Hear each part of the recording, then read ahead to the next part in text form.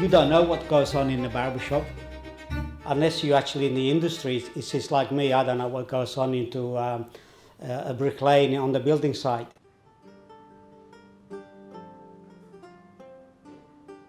Dealing with the public all the time, we become judges of characters.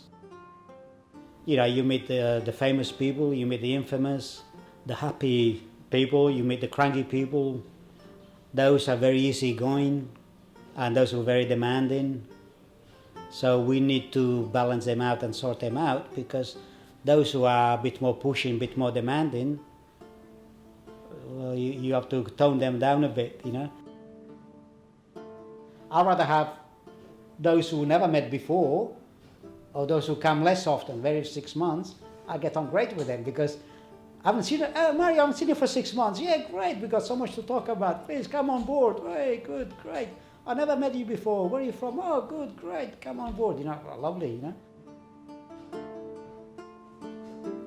My favorite line is, I did not ask to be born when I was born, where I was born. So, being born, let's say, in a small country town down the south part of Italy, the majority of the people, like it's a wheat grown area, like, you know, farming community.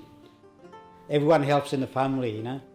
Even that you're 9, 10-year-old, but you already know that, no, that's not my cup of tea. That's not my style of living. I enjoyed more the artistic side of life.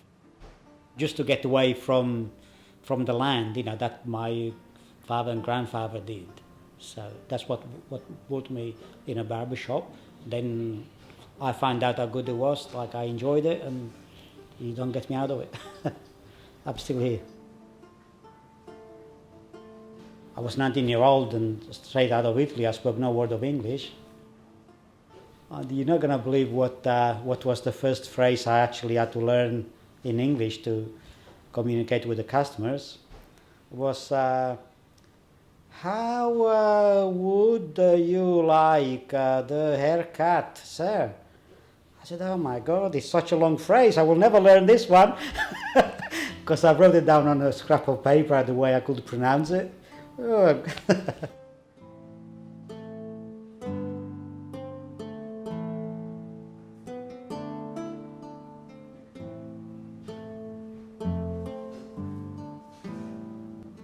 The biggest challenge I faced in my industry was,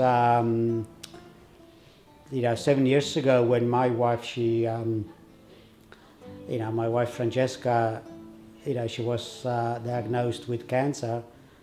Yeah, she was only 45-year-old, and when she got diagnosed, well, I knew I was in trouble. I knew for sure, especially the fact that I work on my own, if I'm not here, the shop is closed. And eventually I had 3 customers in the shop, and the day she passed away, like at about 10 o'clock in the morning, they rang me up from the hospital.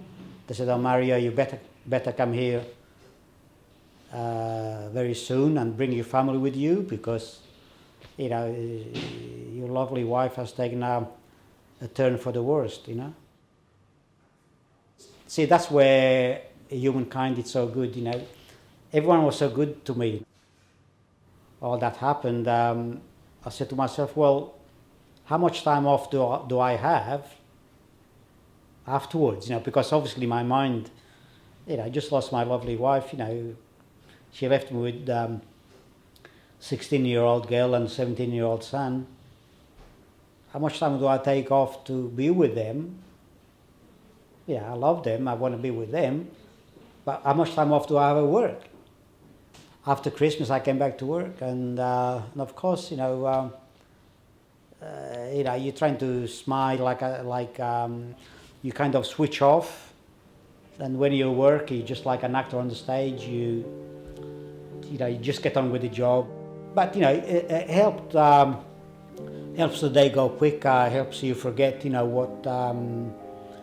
what goes on in the background, in your own personal life.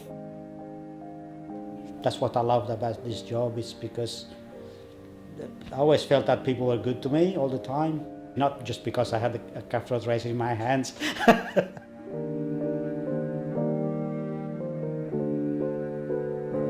I always felt grateful for in this industry, and I never really looked back to do anything else. You know, this is my castle. This is where I feel at home. See, this is where, after a hard day at home, this is where I come and have a rest. I come to rest in my shop, and this is where I feel comfortable. You get me out of this shop, I'm lost.